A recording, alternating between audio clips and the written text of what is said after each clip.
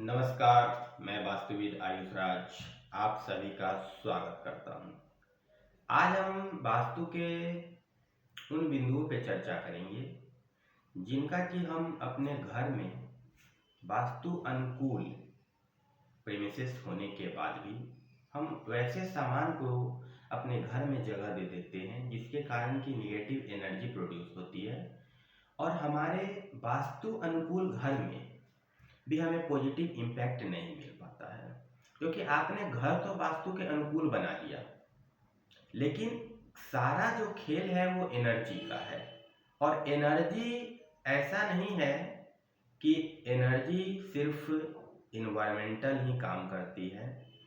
वहाँ पे जितनी भी टाइप की चीज़ों को हम अपने घर में रखते हैं उससे भी एक प्रकार की एनर्जी निकलती है, और वो एनर्जी पॉजिटिव भी हो सकती है और नेगेटिव भी हो सकती है।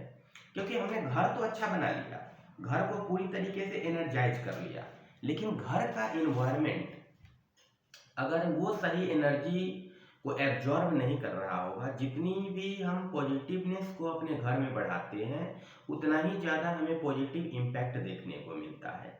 लेकिन अगर निगेटिव एनर्जी यानी कि बैड एनर्जी का जमाव हमारे घर में होने लगे तो पॉजिटिव एनर्जी के एट्रीब्यूट्स को धीरे धीरे वो कम करेगा, और जब निगेटिव एट्रीब्यूट्स यानी कि निगेटिव एनर्जी बढ़ जाएगी तो हमारे विकास में बाधा डालेगी। तो ऐसा देखने को आता है कि जब भी हम अपने घर में अलग अलग प्रकार की चीज़ों को ले आते हैं तो अचानक से हमारे जीवन में जो कठिनाइयाँ हैं, समस्या है, वो आने लगती है।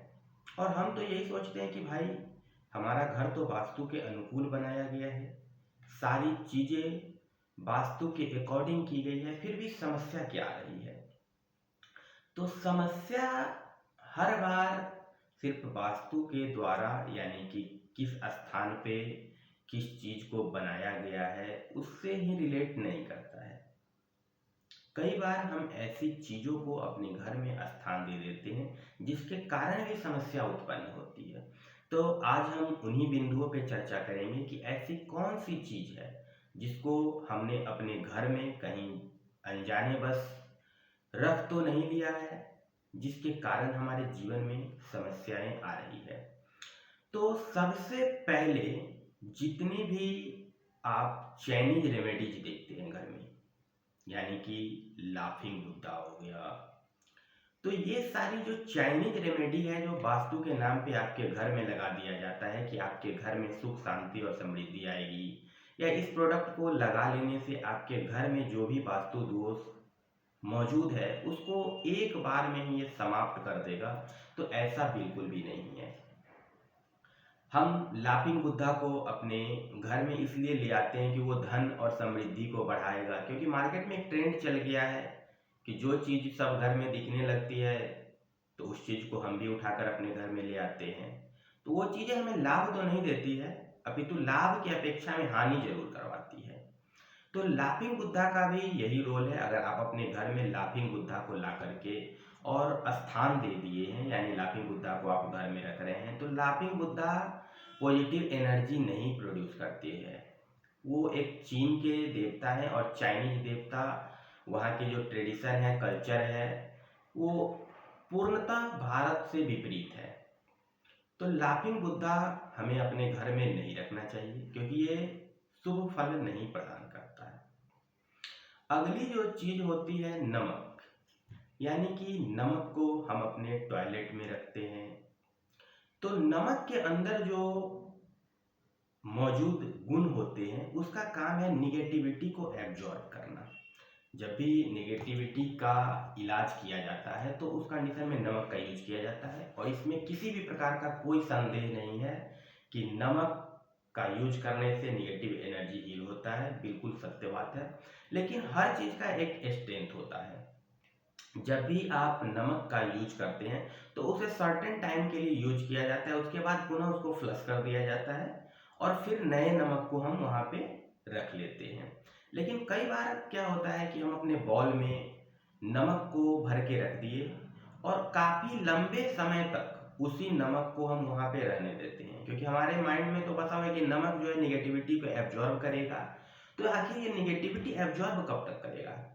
किसी भी चीज़ की एब्जॉर्बेशन की जो एबिलिटी होती है वो हर चीज़ का अलग अलग स्ट्रेंथ होता है। अगर आपके पास 1 GB का डाटा है तो 1 GB डाटा ही आप यूज कर सकते हैं।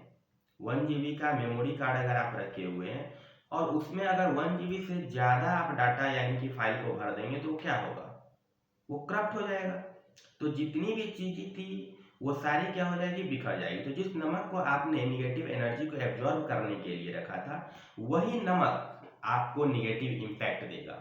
लेकिन आपने एक बार रख कर समझा कि समाधान हो गया, तो ऐसा नहीं है। नमक को वीकली या मैक्सिमम 15 दिन में बदल देना चाहिए। और अगर आप ऐसा नहीं करते हैं तो ये भी एक प्रकार से नकारात्मक प्रभाव को छोड़ता है। और आप जिस नमक का निगेटिव एनर्जी को रिमूव करने के लिए रखे थे वो निगेटिव एनर्जी जितना भी वो एब्जॉर्ब किया अपने अंदर फिर वो स्प्रेड करना शुरू कर देगा। तो नमक भी हम जब भी रखते हैं तो सर्टेन टाइम के लिए रखना चाहिए, उसके बाद पुनः उसको बदल देना चाहिए, जिससे कि जो भी निगेटिव एनर्जी उसके अंदर एब्जॉर्ब हुआ है वो फ्लश हो जाएगी। और नया नमक रखने से क्या होगा कि फिर उसमें कैप्चर करने की एबिलिटी जो है वो विद्यमान हो जाएगी। अगली बात होती है कि हम कभी कभी कुछ ऐसी चीज़ों को अपने घर में ले आते हैं जिसका कि यूज करने के बाद वो बच जाते हैं और तत्काल प्रभाव से हमारे जीवन में या हमारे घर में उसका कोई उपयोग नहीं होता है।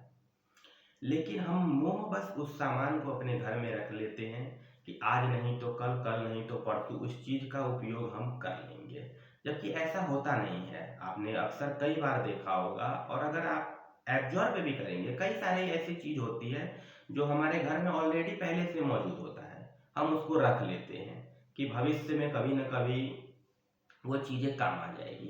कभी घर में अगर वायर की ज़रूरत पड़ी, होल्डर की ज़रूरत पड़ी तो हम मार्केट से ले आते हैं। वही अगर काम होने के बाद वो सामान जब बच जाता है तो हम क्या करते हैं, उसको हटाने के बदला या उसको दुकान में रिटर्न कर देने के बदला हम उसको संभाल के घर में रख लेते हैं कि कभी फिर भविष्य में उसकी आवश्यकता जब हमको पड़ेगी तो घर में ही रहेगा, उसको हम निकाल कर पुनः यूज कर लेंगे।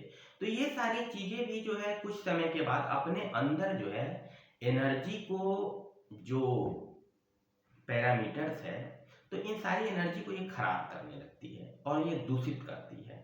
क्योंकि रखा रखा सामान भी उसके अंदर भी प्राणवायु होती है और प्राणवायु पॉजिटिव और निगेटिव दोनों हो सकती है। तो जब भी हम अपने घर में क्यों कहते हैं कि घर को क्लटर फ्री रखना चाहिए, यानी घर में कूड़ा कबाड़ नहीं रखना चाहिए, अननेसेसरी चीज़ जिसका कि यूज हमारे लाइफ में नहीं है उसको नहीं रखना चाहिए। क्योंकि उसके अंदर क्या है कि धीरे धीरे वो निगेटिविटी यानी कि निगेटिविटी प्रोड्यूस करता है, बैड एनर्जी को बढ़ाने में वो सहायक होता है। इसीलिए हम समय समय पे अपने घर से कबाड़ को निकालते हैं। तो जितनी भी अननेसेसरी चीज़ें हैं जो हमारे लाइफ में किसी काम का नहीं है, वो चाहे कोई भी चीज़ हो, छोटी से छोटी चीज़ हो, बड़ी से बड़ी चीज़ हो, जिसका हमारे लाइफ में तत्काल प्रभाव से किसी भी प्रकार का यूज नहीं है, तो मोहवश उसे नहीं रखना चाहिए। घर में हम न्यूज़पेपर ही रख लेते हैं, 1 महीने का न्यूज़पेपर, 2 महीने का न्यूज़पेपर, 3 महीने का न्यूज़पेपर जमा करते जाते हैं कि आगे चल के ये हमारे लिए काम दे देगा। कभी वो काम नहीं देता है। न्यूज़पेपर पर डे क्या होता है, आज का जो अखबार है वो कल पुराना हो गया। और न्यूज़पेपर के अंदर कई सारी पॉजिटिव और निगेटिव न्यूज़ होती हैं।